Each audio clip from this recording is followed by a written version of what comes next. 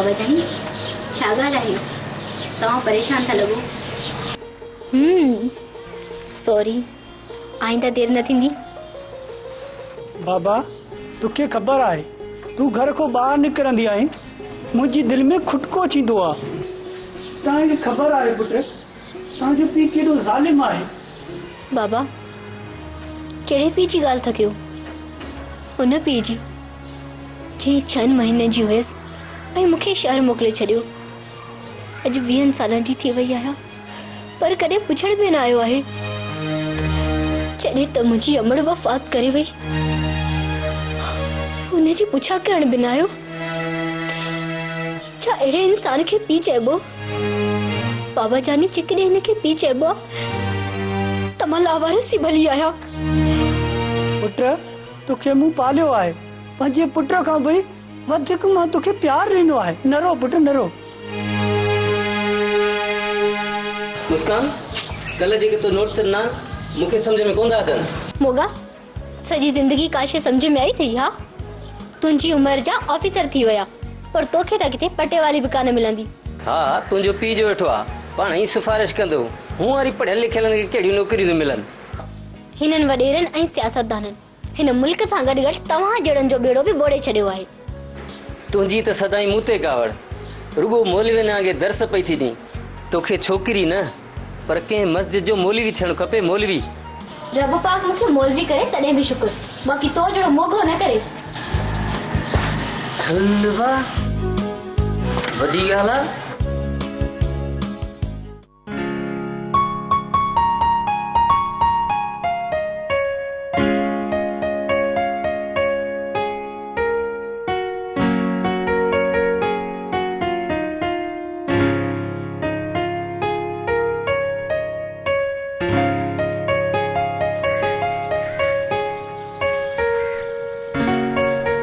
राबेल अॼु असांजे कॉलेज जो लास्ट ॾींहुं आहे ऐं हाणे थी सघे थो त असां रोज़ जीअं न मिली सघूं। इमरान तूं मुंहिंजो सोट आहीं। जॾहिं दिलि चवे ॻोठ हलियो अचिजा। हूअं बि तोखे बाबा ॾाढो भाईंदो आहे। पोइ बि कॉलेज ऐं घर जी ज़िंदगी में ॾींहुं राति जो फ़र्क़ु आहे। कॉलेज त माण्हू आज़ादी सां मिली सघे थो पर घर में माण्हू आङुरी था खणनि। इहो त आहे पर पोइ बि फोन ते रोज़ ॻाल्हाईंदासीं। राबेल राणी फ्यूचर जो छा प्रोग्राम आहे? को ख़ासि प्लान न आहे। डॉक्टर थी ॻोठ वञा ऐं ॻोठ जी मायुनि जी कुझु ख़िदमत कयां। मां त शहर में क्लिनिक खोलींदुसि ऐं शहर में वञी नौकरी कंदुसि।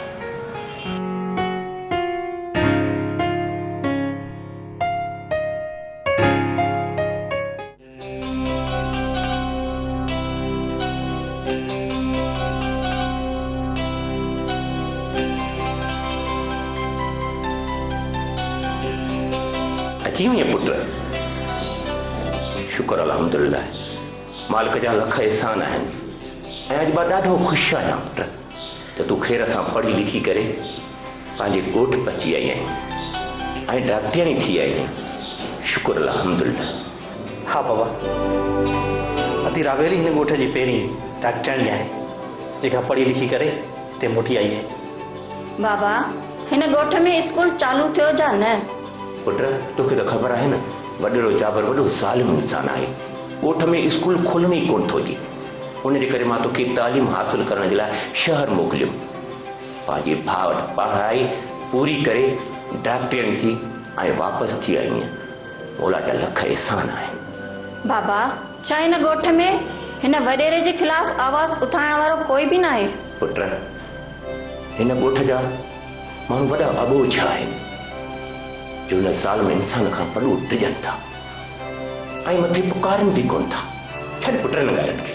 तूं ॿुधाए तुंहिंजो ऑर्डर कहिड़ी इस्पताल में थियो आहे ऐं कहिड़ी जाइ ते थियो आहे? बाबा साईं मुंहिंजो ऑर्डर हिन ॻोठ जी इस्पताल में थियो आहे। भेण इहो त ॾाढो ग़लति थियो आहे। हितां जो वॾेरो ईअं न चाहींदो त हिते कॾहिं बि इस्पताल खुले। पर ईअं कीअं थो थी सघे? पुट तूं कोशिश कर पंहिंजी बदिली कराए कंहिं सुठी इस्पताल में नौकरी कर। मां पंहिंजे रिटायरमेंट जा कागज़ जमा कराए छॾिया। अलाह कंदो जल्दी कमु थी वेंदो। पोइ पुट मुंहिंजी दिलि जी ख़्वाहिश।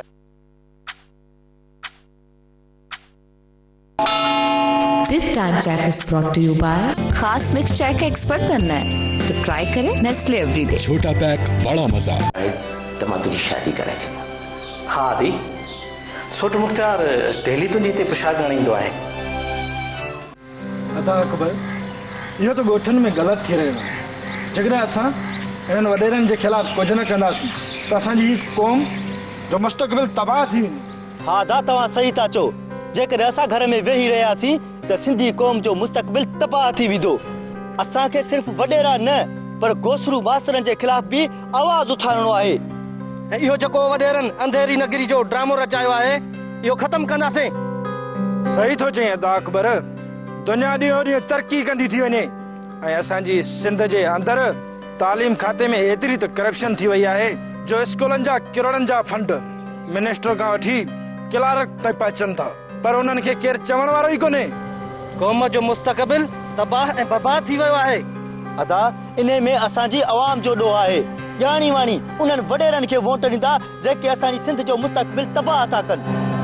असांजा ग़रीब नौजवान पढ़ी लिखी डिग्री त हासिल कनि था पर उन्हनि खे नौकरियूं कोन थियूं मिलनि ऐं ऑफिसुनि जा चक्कर कटे कटे चरिया थी था वञनि पर उन्हनि खे का बि नौकरी नथी मिले।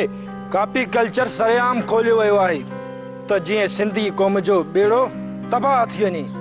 असांजा के शागिर्द अहिड़ा त आहिनि जिन्हनि वटि डिग्रियूं आहिनि पर उहे लिखी पढ़ी कुझु बि नथा सघनि। जेसीं ताईं ये स्कूल न खुलंदा तेसीं ताईं असां जदोजहद कंदा रहंदासीं।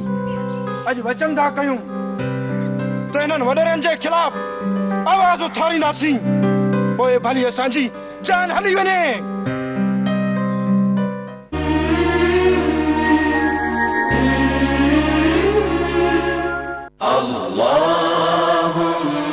सल्लि अला सय्यिदिना मुहम्मद। अल्लाहुम्मा सल्लि अला सय्यिदिना मुहम्मद। हैदराबाद ऐं उन जे भरपासे इलाइक़नि में